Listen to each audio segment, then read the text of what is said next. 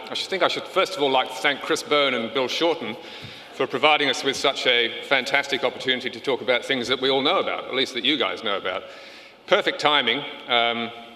It's nothing worse than a session where you haven't really got anything terribly interesting to talk about. And here we had two major proposals, particularly the dividend imputation, which directly affects so much of, well, your business. So, thanks for that. The other thing is, I should just go through a bit of housekeeping before we start. You're encouraged to share your views and opinions. I think you know this throughout the session. So you can select the Collect Room Plenary under the polls on the live Q&A in the app. It doesn't mean much to me, but I hope it means something to you. The AXA Investment Managers live Q&A is now open. Will be for the duration of the session. Send your questions in via the Cmsf app. And they will be, yeah, right, okay. So let me now introduce the panel. You'll probably know most or all of these. Starting at that end, we have Greg Combet, who is, as I'm sure you'll all know, Deputy Chair of the Industry Super Australia. He's also Deputy Chair of IMF, which is, as I'm sure you know, a huge funds manager with 100 billion or more under management. Formerly, of course, also a Labor politician, a Labor Cabinet Minister. Next to him is Bernard Keane, Political Editor of Crikey. I'm sure you're familiar with Crikey. Bernard is probably the most prolific journalist I've ever met.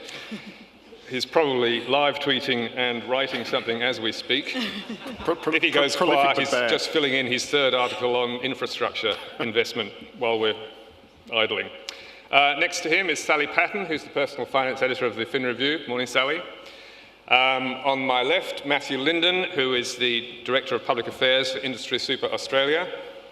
And on the far left, Ellen Fanning, who, in my opinion, is one of the best journalists the ABC ever produced. So,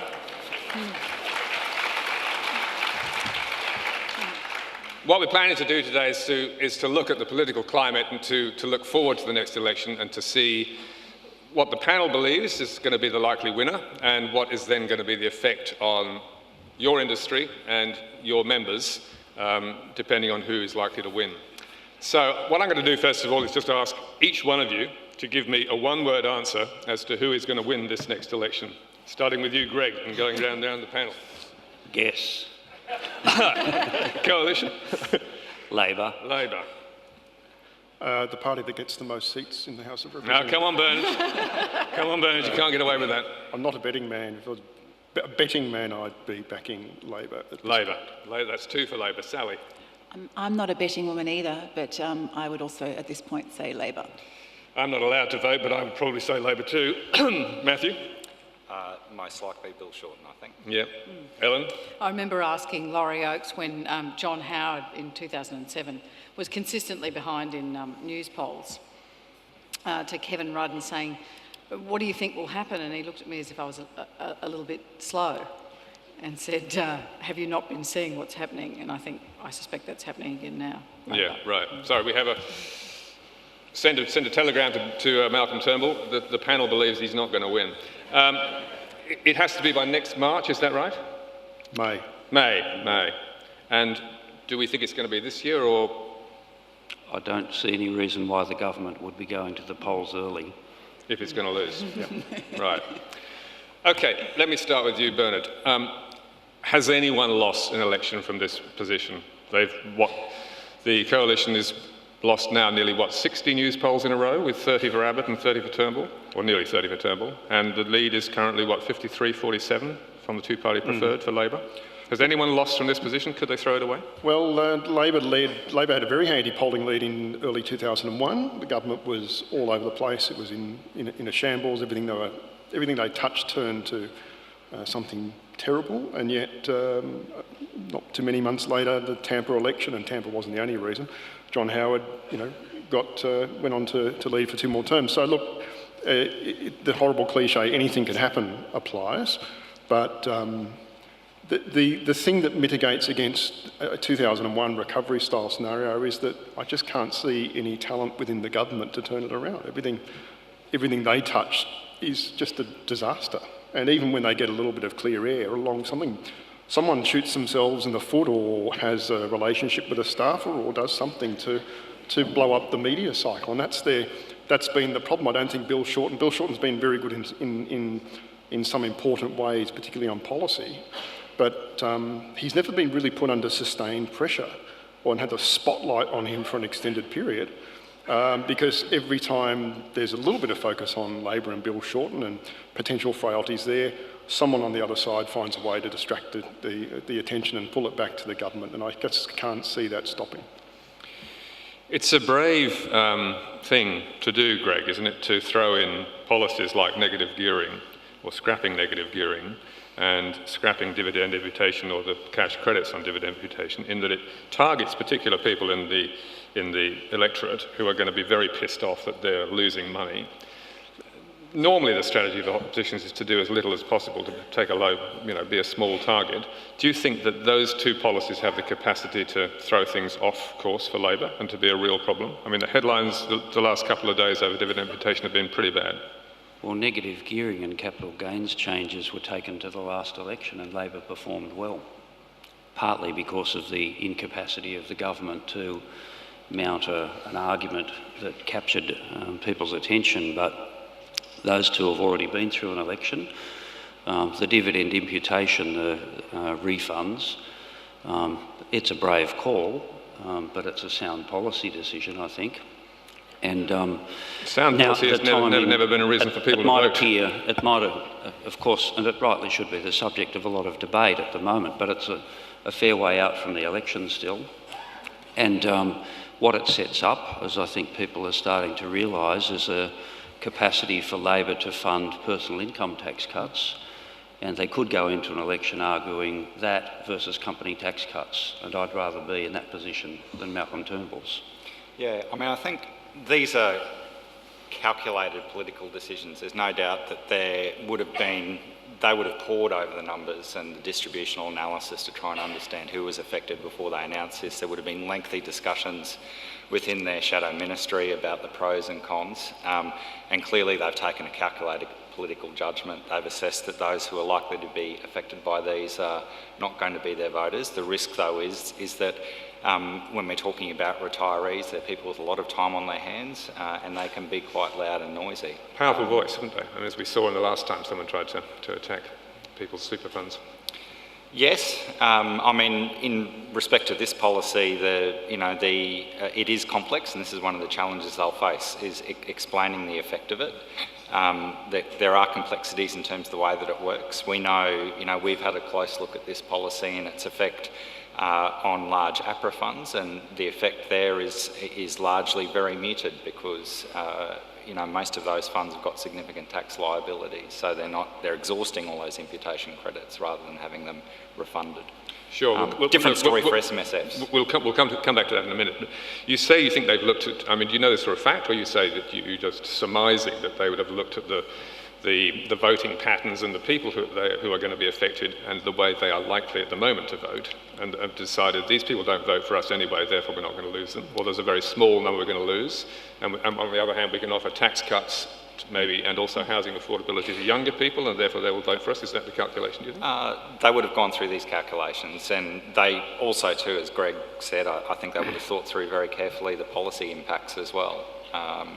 So, that probably would have been the first thing they would have considered, is what are the policy impacts? Is it going to improve the tax neutrality, lead to better investment decisions? And they'd start to look through what the distributional effects are. And of course, there's an enormous amount of revenue here, in excess of $5 billion a year, and that provides a lot of flexibility that the government may not have. What do you see, Alan, as the risks of these two policies, particularly in terms of the media coverage that they're likely to get, looking at what's happening in the Australian, the Telegraph and Courier Mail, for example, at the moment? Well, see, if you wake up in Brisbane today, the only two newspapers you can really get, we're all struggling to hear, aren't we? Yeah. We are, aren't we? Yeah, we really are struggling to hear each other. We can not hear very well what each other's saying. I don't know whether you can fix that at all. You only get the Australian and the Courier Mail. So you only get the Murdoch press, and the gloves are clearly off there for Labor. But I think that sense of division that is sort of willfully sowed by those newspapers, with some, pretty inaccurate reporting already that's gone on in the Australian about this measure, really point to that older, whiter base of voters in Western Australia and Queensland. So when you look at the demography of Australia, those two states tend to be older and they tend to be whiter and they tend to be, they provide Malcolm Turnbull with that supermajority, as George Megalogenis refers to it, in Queensland and Western Australia, whereas Labor has a slim but majority in all the other states and territories.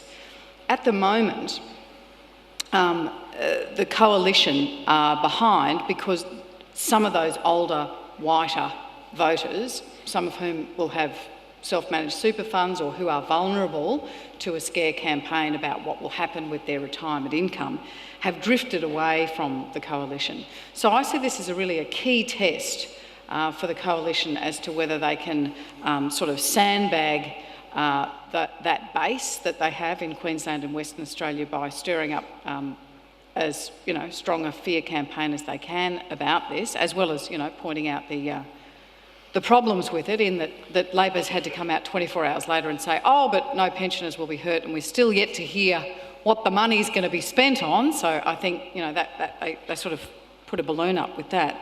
But my concern, moreover, rather than dividend imputation in the next election, is Australians keep waiting for a government to be elected to spin that wheel and have a government that governs for everybody.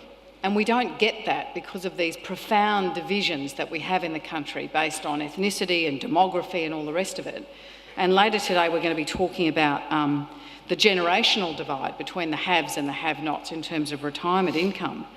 And I think that's a fundamental thing that all sides of politics should be looking at. And this, the criticism of this dividend imputation is just that it's just kind of one tiny little measure. It doesn't represent an effort to look at the whole tax system and to look at the divisions within the country. No, but in terms of a government doing something, it seems to me quite remarkable that here's an opposition that is prepared to put policies as contentious as this on the table, and that is, in a way, what you say, and I think I would agree, the country wants. It wants politicians who are prepared to take risks and to say this is what we believe and this is what we're going to do, and to let people vote on that. Sure. But look, can I come to you, Bernard? And Sally, I'll come to you in just a moment. I have something I want to ask you. But Bernard, you wrote in Crikey the other day, yes, it is a class war in response to what the Murdoch papers were saying.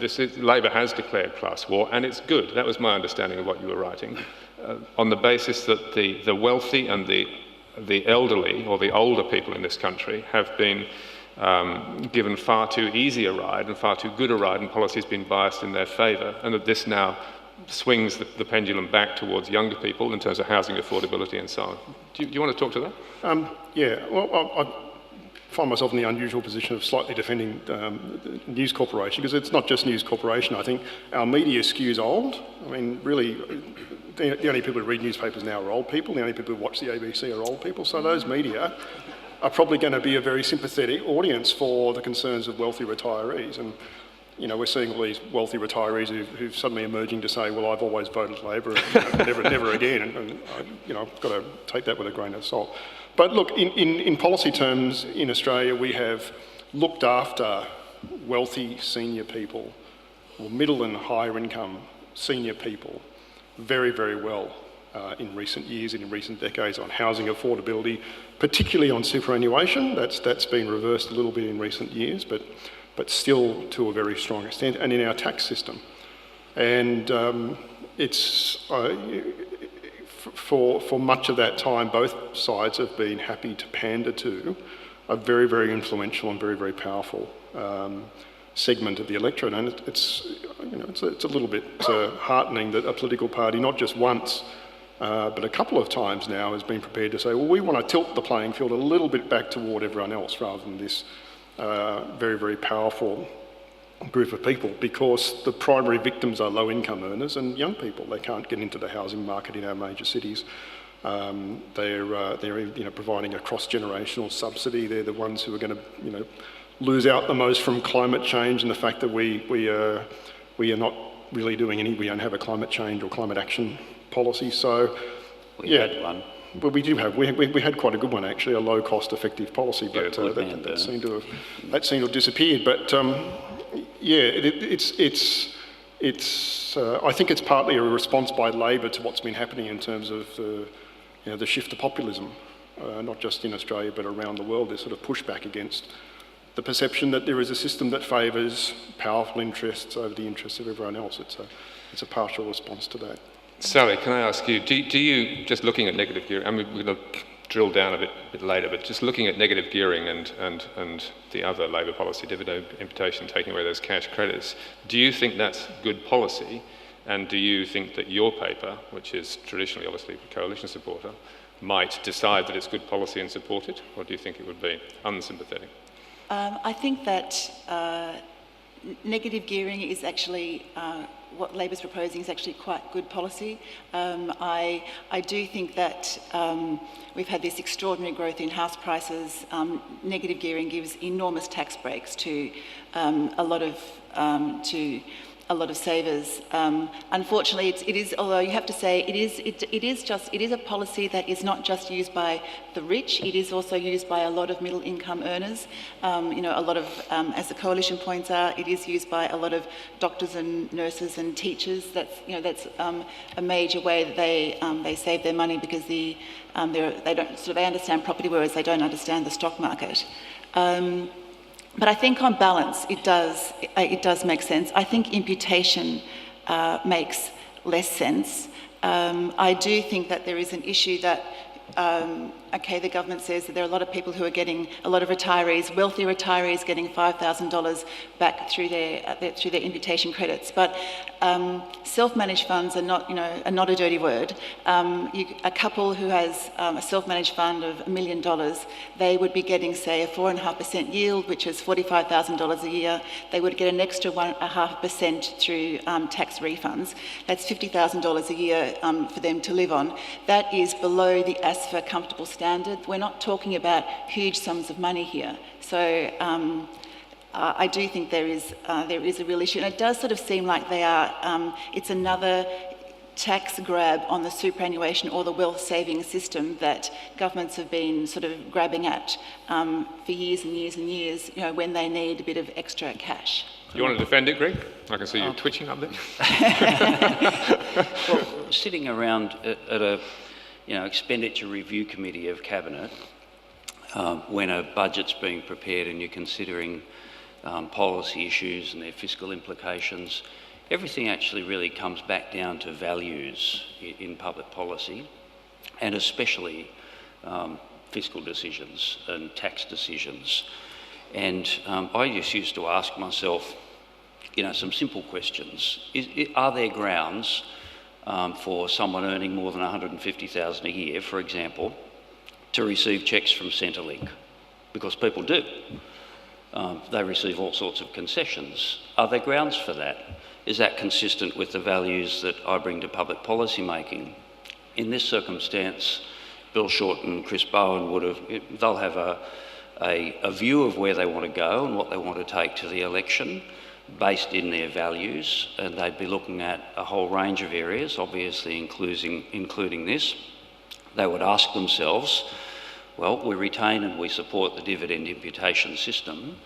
Howard brought in, I think it was in 1999, Howard and Costello brought in this system of sending out cheques to people who had no other tax liability. Is that the right public policy? If you have no other tax liability, no tax to pay, a zero tax rate, should the taxpayers be sending out a cheque each year for the balance of the dividend credits, imputation credits that they'd be otherwise entitled to? And obviously their answer is no. And so they're assembling all of these measures with a view to thinking about, from a values perspective, where they would like to take the country. So one of the important things, because there's a finite level of resources and everyone wants a large share of the pie, every interest group wants to retain whatever they have. The defence industry that I had a lot to do with, they want a guaranteed 2% of GDP equivalent in the budget every year so that it grows. There's all those pressures there, but if you are sitting there and thinking really the source of opportunity in our country is through education, we've commissioned David Gonski's report. We're committed to the values and the policy objectives of that, we need to fund it. And that's exactly what would be going on.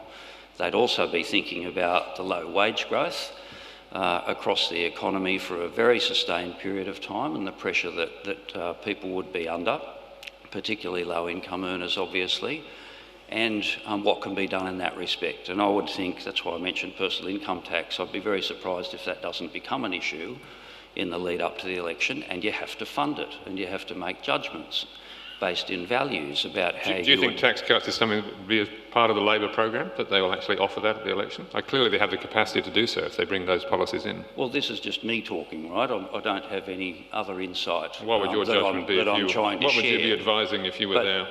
Well, I would be doing it. I'd be thinking, okay, we're assembling these things.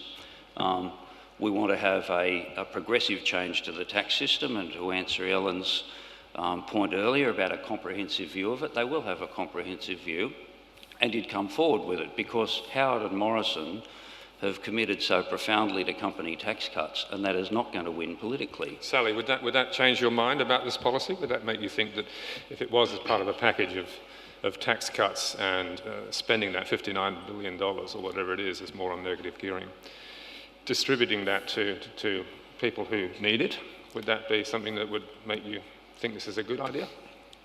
Yes, but can I just come back to one thing that Greg said about the imputation credits. The other thing I would say about the imputation credit system is that if you take that as part, and I know it's not strictly a superannuation tax concession, but it's a wealth tax concession, and I think if you sort of extend that, then you can say that the imputation system is absolutely in keeping with the objective of superannuation, or the objective of our wealth saving system, which is to supplement or substitute the age pension. I'm just going to explode sure, if but I don't it's supposed disagree. to be a tax rebate and they're not paying any tax. I mean, Matthew's just said, if you run a self-managed super fund, it costs you a fair whack to set it up. You've got to meet prudential requirements to have it. You've got to have it audited, you need a lawyer, and you need an accountant. And the reason that you have to set that up is that you don't expect to shove your money into some sort of time capsule and have it as an ATM coming out. If you want to do that, shove it in with Aussie Super if you don't want to think about it. But you know that you're going to have a regulatory environment that is not static. Now, if you don't want to deal with have to deal with all of that, and you want to get in the camper van, as I do, and drive around Australia and not think about it, well, then let Ian Silk think about it. But if you do want to do that, then you have to accept that those things will occur.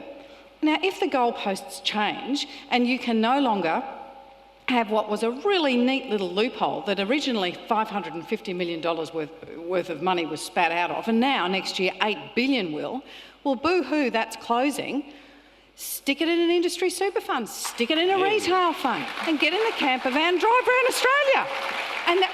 And the dividend imputation will be washed across the whole of the membership, and you won't have to wear the cost. But if you want to go it alone, you'll have to go it alone.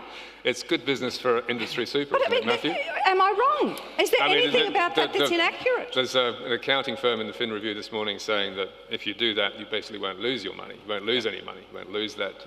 You won't get that low yield. Well, look, there's a lot to be said for, the model which, many of the funds in this room operate, and you get the benefits of scale.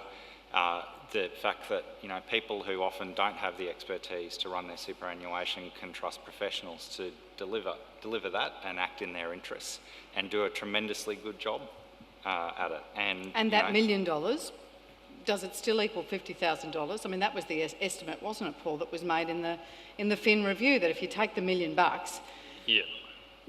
and you put it in industry super and you have the benefit of none of those credits exhausting, then you're back where you started. Yeah, absolutely. I mean, I think a broader issue, Paul, which I think is relevant. I think, whether it's an Cmsf or APRA-regulated funds, we're going to continue to see a shifting environment in terms of the regulatory and legislative architecture around this system.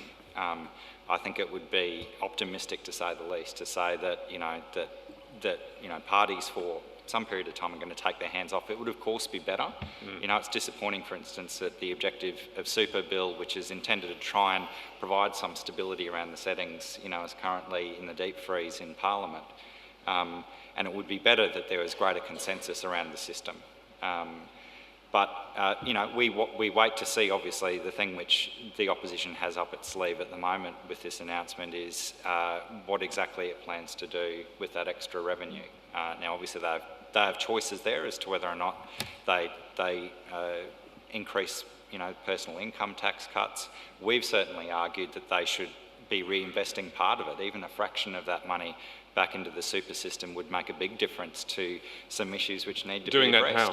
The gender super gap, Right. unpaid superannuation, having a compliance regime to ensure that, you know, we've got better coverage of superannuation for particularly women and people who are working part-time and casually. And how would you address the gender super gap? Well, look, there's no silver bullet there by any stretch, and there's a range of different things which, you know, over time will have an impact. I mean, the issue is obviously we have a system that's built off wages with a superannuation system at the moment that was largely designed around full-time work. That has changed significantly. There's been huge growth in multiple and part-time jobs. You know, the growth there in multiple jobs is around 5 times employment growth overall. So we've got people at the moment who are not receiving superannuation contributions. So addressing the 450 threshold is one part of that. I think looking at some targeted top-ups of super, particularly for those with low balances and lower incomes, and the demographics mean that's more likely to be women, to help fill in some of those gaps when there are workforce spells would make a big difference. Let me just come to a question from the floor. No, actually, I won't do that. Let me take a different tack. Let me ask you, the people out there, do any of you either advise Smurfs or have one yourself? No? Nobody? God, you're all on the... Oh, there's one. There's one? Right, just a couple. So it's predominantly you're not interested in self-managed super funds. They can go to hell. Let me ask you another question. Do any of you have a negatively geared property that would be affected? Or are you... Right. Again, not all... there's a bit more. Right, okay. So there's not much personal interest out there in these things. Just another question from the floor, and I'll just take us back because we're getting bogged down. Not bogged down, but we're getting into details. Someone asks, doesn't Labor also have skeletons that can come out and impact their chances? Here we are assuming that it's all going to, you know, go hunky-dory for Labor, and therefore all we need to discuss is Labor policies. Are there things that could come out? Can they do a number on Bill Shorten and sufficiently destroy his reputation within the electorate who don't like him anyway? Is there something they could do to win the election for the coalition? Well, I will avoid any personal implication for anyone in politics, but honestly, the most significant political movement that I think we're not considering as having a potential impact in our domestic politics is the Me Too movement and everything that's happening at last in relation to rights for women. And whilst we've seen some of that playing out in the entertainment industry in Australia, etc., and we've seen the Barnaby Joyce affair, you know, that occurs to me as something, if I'm thinking about something of left field that might hit anyone in politics, on either side of politics, that's an issue that could play out in quite an interesting way, because it's, I think even that crazy guy that was with Trump, Bannon, observed recently that that's one of the most powerful political movements that he's ever witnessed. And I agree, and so I think politics is changing, and we all know social media has changed it very dramatically, but it is time that women in the community were respected properly, is the truth of it. And that movement is a very important foundation for that to grow, and I think that will influence our politics one way or the other. Well, I think there's certainly been an effect on the media here. I mean, apart from that movement, there is also now a willingness in the media, or an enthusiasm in the media, to go after those sorts of stories, which were previously off limits. We're sort of talking here about unknown unknowns. Yes, we are. I mean, look, and there are unknown unknowns across for everyone in politics. The problem the coalition's got is it's got 2 known unknowns, Tony Abbott and Barnaby Joyce, sitting on the backbench. eager to destabilise the Prime Minister. I certainly think Barnaby Joyce will be eager to destabilise the Prime Minister. And look at Tony Abbott. So this year he kicked off the year. He kicked off his political year by saying, I'm going to talk about immigration. And he got poo-pooed and rubbish by Scott Morrison. And quite rightly, I fully agree with what they said about immigration and defending immigration. He got criticised by Morrison and Matthias Cormann, and who is one of the best examples of multicultural Australia you could find, and even Peter Dutton. But he has whether he personally started it or he has just jumped on a bandwagon, the whole debate about immigration has suddenly blown up in a way that you wouldn't have picked. So Four Corners is doing a piece on it, and there are op-eds in the newspapers about immigration's terrible or immigration's great.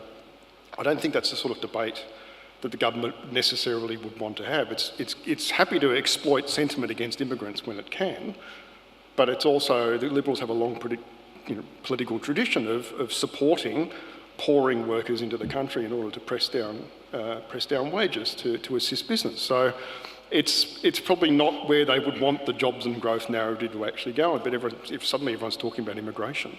So, the political debate can be pushed by high-profile dissidents in ways that the government doesn't necessarily want. And this is not probably a debate that Labor wants to have either, but, we've been having it.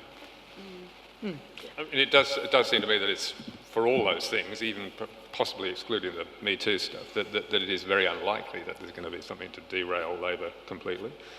Would be my... I would have thought that, yes, one of the biggest challenges that Labor has, if somehow the economy really picks up, if somehow we get a little bit of wage growth and people feel like they are participating in the wage growth, that it's sort of being spread evenly, then people might begin to feel a little bit better about themselves, and they might actually think, well, actually we don't really like Bill Shorten because he's not personally a particular, he doesn't have huge personal popularity, that is something that perhaps could change. But the economy is doing quite well, isn't it? I mean, I take your point about wage growth. That's really the problem. But the economy at a macro level is growing at 3% a year. I mean, that's very healthy. It is about wage growth. And has been growing at that for sort of 20 years or so. It's not really even about jobs because it's about wage growth. It's about wage growth. So if and in that context, the policies that the Labor Party is offering, particularly if they were to focus on housing affordability and tax cuts, would be something that might address that problem of people feeling that they're really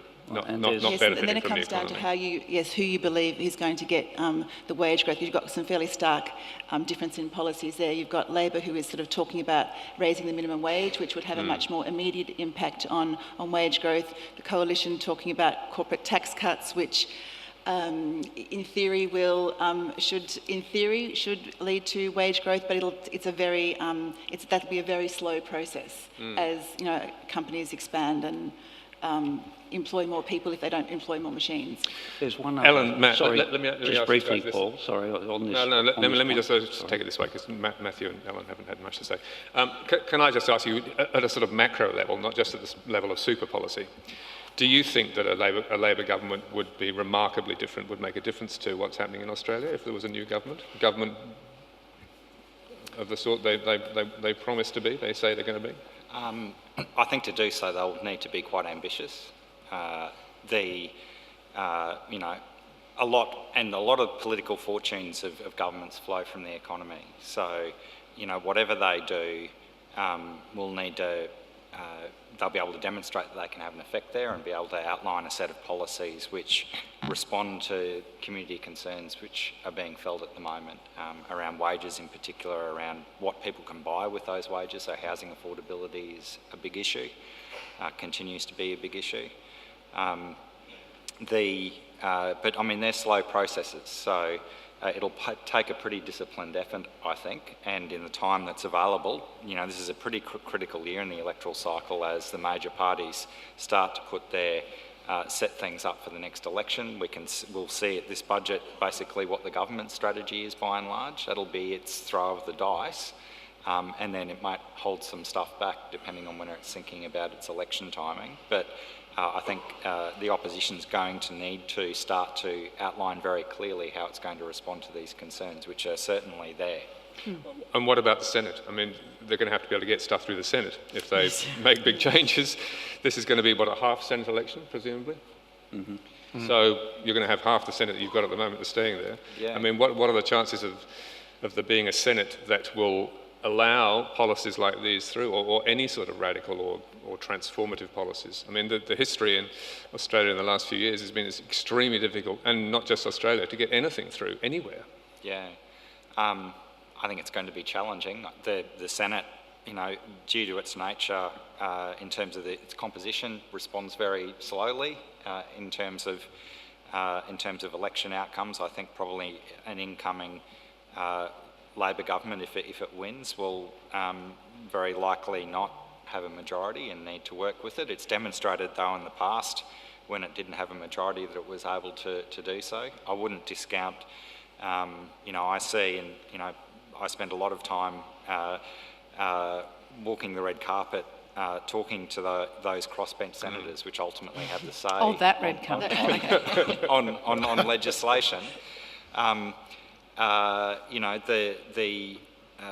Those personal relationships, which, those key, whether it's in the case of government, being able to shepherd those policies through and convince them are really quite critical. So, going on past form at least, the previous Labor government had some success with dealing with circumstances where they didn't necessarily have a majority, both in the House and in respect to the Senate.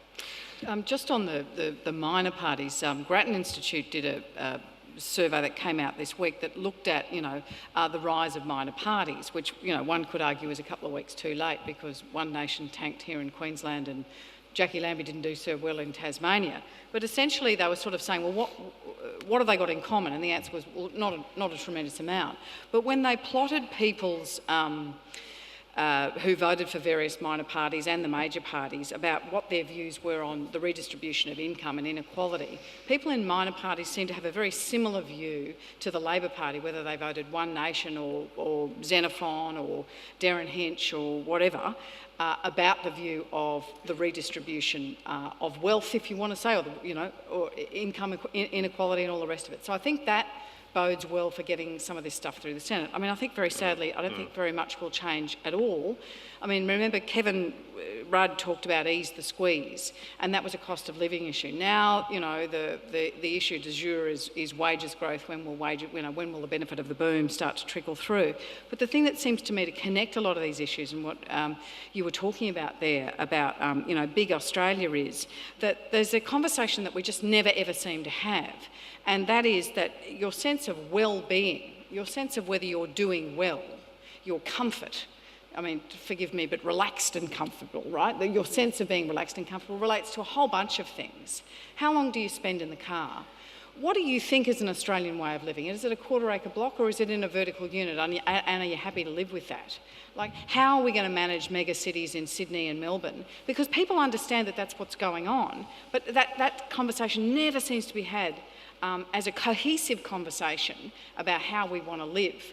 It's always atomised down to wages growth and all those sorts of issues. And until you sort of have that conversation about, well, how do we want to live in our cities, and how let's be fair income. The kids aren't going to be able to afford a $2 million house. Come on. You see Gladys Berejiklian coming out and saying, the number one thing I'm going to do is on housing affordability in Sydney. I mean, that's ridiculous. You can't do anything about that. I mean, you can do something at the margins. Until how would you propose real. we have this debate? I mean, it seems to me that one of the problems with modern Australia, and it's true of America as well, and probably of Britain, it's very hard to have these debates in the media because everyone is, or on social media, because everyone is so absolutely rabid. There are rabid media organisations and there's rabid people on social media, and every time someone tries to put something forward, they just get buried. And it's a very, very, it's a very angry and hostile and difficult debate, and it's very hard to have these. A key part of that, and the Grattan Institute picked up on this, is that there's this huge lack of trust in politicians and political parties, and that trust has been declining. They talk about over the medium term since in the last couple of decades, but in fact trust in politicians has been declining over many decades, and that lack of trust is a kind of an inhibitor to having, for example, how do we have a debate on immigration? Well, everyone suddenly it's febrile and partisan and bitter, and everyone's trying to score points. the lack of trust is a kind of underlying issue there. That means that even if there's a politician of goodwill wanting to engender a debate about a particular issue, the environment in which that debate is going to happen, or they want to start that debate, is fractured, and they're not probably even going to get to first base. And the key phrase in that Grattan Institute report is "take back control." People who vote for minor parties, particularly in regional areas, have this sense that they're disempowered, that they're not as in control as much as they used to. They want to take back control. Now, part of that's just sort of old white people nostalgia for a mythical era when they were in charge. But I think it also reflects a real concern that our political process now is seen as being one for vested interests to compete rather than for the national interest. And that lack of trust and that sense that, well, it's all happening in Canberra, all the power's there, we don't have any power, is a big inhibitor on actually having a fruitful debate. That's why the Grattan Institute actually recommends not a bunch of specific policy prescriptions about, less immigration or whatever. They say, let's actually rebuild some trust in institutions. So have political donation reform, have a federal ICAC, so that people actually start getting the sense that politicians are accountable to them, and it shifts a bit more power back to people, and it creates a bit more trust in order to, to create a more debate-friendly environment. Greg, any ideas on how to restore trust in politicians? Well, the issues that Bernard's pointing to leave big opportunities for movements, campaigns, interest groups external to parliamentary politics and the major political parties to fill a void. And so Me Too might be one that has an influence as a consequence. One of the things that I'm watching with interest is my former colleagues in the trade union movement, for example, launched a campaign including TV ads last weekend, and from my understanding of it, it will focus on low pay, pressure on living standards, job insecurity, and these are profoundly important issues for many, many Australians, and they do influence the way people think about politics. If they can see that they can be part of something that will contribute to change and pressure on parliamentary politics. And if the ACTU and the trade unions really resource that campaign and run it very well, it's solidly based in research, that can have an influence on politics too over the next 12 months, because those are profoundly important issues for people in the community. I would also like to see fewer career politicians. I think might make a bit of a difference. I think that increasingly you have political politicians who have come up through the ranks of the political parties. They've been chief of staff and advisors. There's a similar sort of pattern happening in the Labor Party, and I think that because they don't have jobs outside of politics, they are so intent on keeping their own jobs. And I think that us as voters get this sense that they are prepared to do, say things that they don't believe in, that are disingenuous, and do these deals just because they want to keep their jobs. I think if we had fewer career politicians, we might actually get more trust and a better debate. It's just in defence of some politicians, being out of the game now. What it really gets down to is the quality of people and their values, their capability, their commitment, their passion. And I didn't find in Parliament that it was, because someone was a staffer or a career politician or some other factor. It's really their quality as a person and their commitment to parliamentary politics and to bringing about change in the community. And there are good people like that on both sides of politics and in the crossbenchers. And one of the laments, I suppose, I felt in Parliament was that there wasn't a greater capacity to coalesce around good public policy making from amongst those people in Parliament. Sure, there are people there that like to get in a car and jet around the country and be on committees and whatnot, but there are a very awful lot of really good people there, and it doesn't matter that much in my experience whether they might be a career politician or not. I agree though that diversity of experience is very important, and that's certainly to be encouraged. Why did you get out? What frustrated you most? I'd had many years as a trade union official and 6 years in government, which was a tremendous privilege. And I had some personal reasons I don't want to be discussing, but I also was a bit dispirited by the division within the Labor Party when we were in government. I felt that we threw away an opportunity to be a long-lived Labor government and make profound long-term changes for the country as a consequence of the divisions that we were experiencing, and I couldn't believe how ill-disciplined some of my colleagues were. And doesn't that, I mean, isn't that... still the case now? Yeah. Well, I think to Bill Shorten's credit, I mean, one of the reasons why he's very underestimated is that he knows the Labor movement very well. He knows the people, he knows the networks, he knows how it works, he knows how the numbers work at state and national levels, and he can manage the Labor movement. And that's why, partly why, it's been a unified show. He's been opposition leader. I think this is now his 5th year, and there's really not been a murmur. And he's been very effective and successful, and to his credit too, he and Chris Bowen and others, people like Jenny Macklin and Penny Wong and Tanya, they are doing serious policy work. And with their experience and their policy work and their discipline, they'll have a good chance of winning. Helen? I mean, coming back to your point, I really don't think very much will change the government changed. Paul Keating said if you change the government, you change the country, and maybe that's so, but I can't see it for all the reasons that we've debated in terms of a Senate and in terms of those sort of profound divisions across the country of how do you bring the joint back together. But I think competence would be a start, and I think and I think Turnbull has been plagued by division in the same way that Rudd and Gillard were plagued by division. And I think Australians are so aghast at the political system and wearied by it that stability, 12 months, 18 months, 2 years of stability would go a long way. Having said that, as Matthew was saying, if you have no luck, if interest rates rise, even a couple of %, you've got a lot of people in a fair bit of strife across the economy, across the society, haven't you? So, but I do think that would be the profound In a way, difference. people are voting for instability, aren't they? I mean, whether it's intentional or not, they're voting for a Senate that makes it almost impossible to get anything through.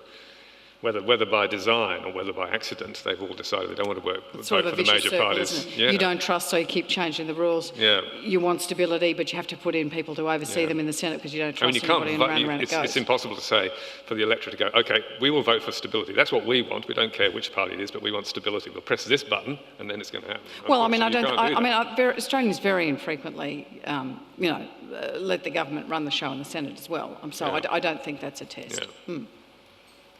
I also think, Paul, it's worthwhile reflecting. I mean, the nature of politics has changed a lot, and media's changed, from, even where it was a decade ago, profoundly. Politicians are very time poor. They often now don't have, the time to think, really carefully and deliberately through stuff. It's a fast-paced environment. I think in that context, kind of sitting back and seeing and asking the question, will an incoming government, do what we expect it to, isn't enough. I think for those that take an interest in good public policy, they need to take a stand and advocate. And very often now, there's that expectation too from politicians that, well, if this issue is important enough and you think that it needs to be pursued, then make a case for it. Make us do it politically. And I think that's something which we within superannuation need to reflect upon in terms of where the system's heading and how we'd like to see it evolve and mature in the future and reach its So you're potential. saying you feel you need to take a stronger part than you have in the past to push policy, to push for policy. I think increasingly it's a very cluttered and busy environment. And as we know in retirement income policy, it's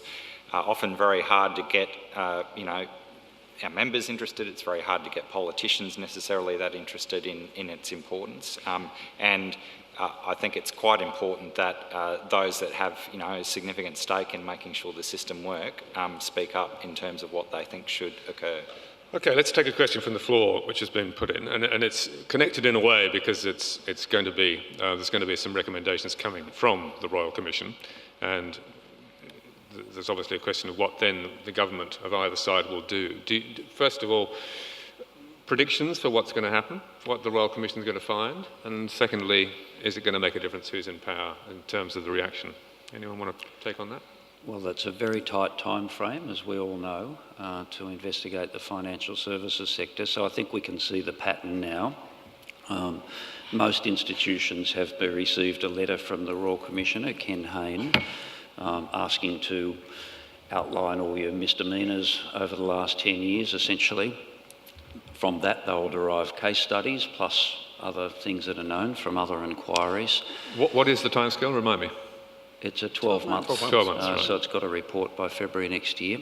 But I do know that they don't start till 9:30 every day and they wrap up at 4:30 and they have a good hour for lunch. So Sounds like a job. We're on a sorry, it's a judicial time frame, and this they're work in a practice must terrible not hurry. change. They're very efficient. Yes, we've got so little time.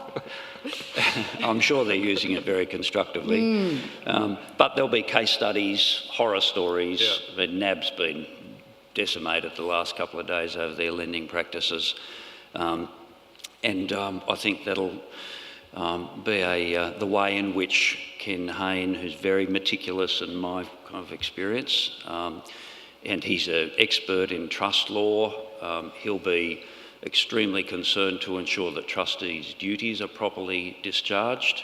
He'll be a customer's advocate within the financial services sector. He'll be interested in conflicted sales.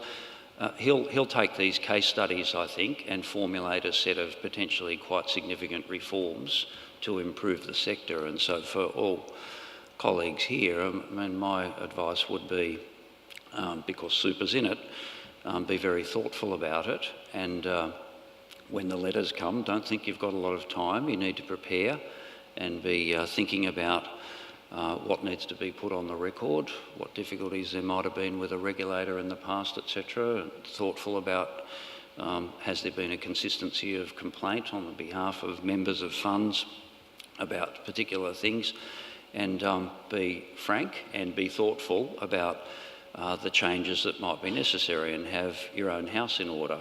You know, there are issues such as multiple accounts within the superannuation sector that people need to be thoughtful about and be thinking of everything from the standpoint of members' interests. Do you think there are threats to the super industry, to your members, from this Royal Commission? Well, it's in terms of reference. Obviously, the Commission's got a lot to work through just with the banks and their core banking activities, but wealth management is certainly in. There's, there'll obviously be scrutiny on all sectors, where our expectation is that there'll be scrutiny on industry funds and other not-for-profit funds. There'll be scrutiny on the retail sector. I think that's to be expected. I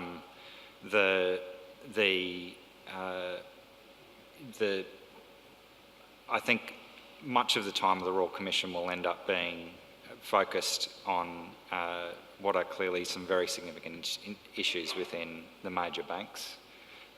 The key question is how much time it'll have to explore in detail issues within superannuation. I think they did say, didn't they, that 19% was it of the complaints they had was superannuation related, which was, I thought, was a very high number.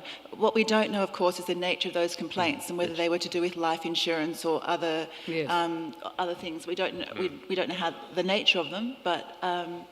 There is, I think it'll be interesting to see whether or how where those complaints lie, and whether the whole of the superannuation industry will be painted with the same brush, or whether there'll be clear distinctions made between this is what happened in the retail sector and this is what happened in the industry fund sector. I think there is a potential for the whole sector to be wrapped, lumped in together, which would not perhaps be a very pleasant thing. So I think that's something the industry would need to bear in mind, like how is it going to deal with that if everyone is put in the same bucket? The latest figures, 11% of submissions received by the Commission are to do with super. Sorry. As the numbers grow, it's actually the proportions decline. As someone who's independent and not allied to the industry, do you think industry super funds are likely to come out relatively well from this Royal Commission? At this stage, yes, you would you'd have to say so. Most of the issues that have come up with superannuation in terms of what the ASIC has been looking at, and in terms of selling of in-house products, that has mainly occurred in the retail fund sector, not in the industry fund sector. So the issues that we've had in the industry fund sector so far seem to be around insurance, around the sort of life insurance claims, and that is an issue not just with the fund, of course, but with the ultimate insurer. But you have to say at this stage, yes, retail funds could be more likely to be in the firing line, except that, you know, who knows, really. But I think what's interesting is when is it Rowena Orr? Is that she's the council assisting, one of them. She stands up and she talks about two things that sort of reinforces, because everyone thought, oh, it's a Royal Commission into the banks. And so, you know, in a sense, what was most surprising about envelopes with $1,500 and the rest being shoved across to the teller at a Western Sydney branch of the National Australia Bank is it didn't make the front page. 10 years ago, we would have gone, you did what? But now we go, yeah, that'd be right. I remember coming to, when I first came to Australia, and there was an item on page 5 of the Courier Mail, which was Russ Hints accepts bribe. Yeah. And I'm thinking, page 5, he's the fucking minister, for heaven's sake. Yeah. Well, Is that not news? I remember another story that came out again, and it didn't make, he was the Minister for everything, remember? The Minister for Police, and he was on the freeway here driving from Brisbane back down to the Gold Coast where he had his own exit to get to his house. He was the Minister for Main Roads. Man's got to get home, Comcars notwithstanding. And a young police constable pulled him over for speeding. And he was the Minister for Police, and he reached over into the glove box and he got out a map. And he spread the map of Queensland out on the bonnet of the car and he said, "Righto, son, where would you like to be stationed?" He got back in the car, drove back down, used his exit, went home. Everyone's happy. But what's interesting? The point I'm vaguely trying to make here is that it's about community expectations. That's what he's been asked. I mean, he's turning into Judge Judy. He's banging the desk and he's getting upset and he's screaming at people. And no, you can't. And you should have done that. And I don't care if you only had this much time to do it. And no, you can't redact this. And you should have got it done earlier. He was shouting at the NAB QC the other day. But Rowena's talking about whether actual misconduct and where banks and financial services have failed to meet community expectations and standards, right? They're two very different things. So he has got to come up with a set of recommendations that somehow go to, as they said in the castle, the vibe of whether or not we're meeting community expectations and standards. Now, people inside financial institutions have suddenly realised that there are glass walls and people can see straight in, right? And things that they think are just business as usual, like, let's create an incentive structure to make people, be incentivised and make it worth their while financially to sell more mortgages. When we look in, we go, that could go badly wrong. And when you look at a broker network inside insurance and say, well, let's give the used car salesperson the ability to sell add-on insurance, and then, when you get it back in the office, you go, wow, there's not a lot of claims on that junk policy, very profitable. That's just business as usual. When the rest of us look in, that's a bad example, the second one, because that is actual misconduct, that is black letter law. But how is he going to get to that? And sometimes if you've got a product disclosure statement in superannuation or insurance or whatever, that's as long as a phone book that is required to be sent out, then is the person's expectation of what's in the insurance policy, as we saw around flood, a reasonable expectation or not? So I don't quite see how he's going to grapple with that. But I think if he doesn't get to that issue of incentives, which has fundamentally changed the banking industry, and if he doesn't get to the fundamental issue of broker networks through banking and insurance, I don't think he's stopped the rot. I agree. Remuneration is going to be one of the big issues. Remuneration structures. It's happened in financial advice through the FOF reforms. I think that something similar could be coming down the way of the banks. Mm. Okay, thank you. Well done. 30 seconds left. Thank you to all our speakers. Thank you all of you for coming. Ellen Fanning, Matthew Linden, Sally Patten, Bernard Keane, Greg Combet. Thank you all for your contributions. Fantastic. Great session. Thank you.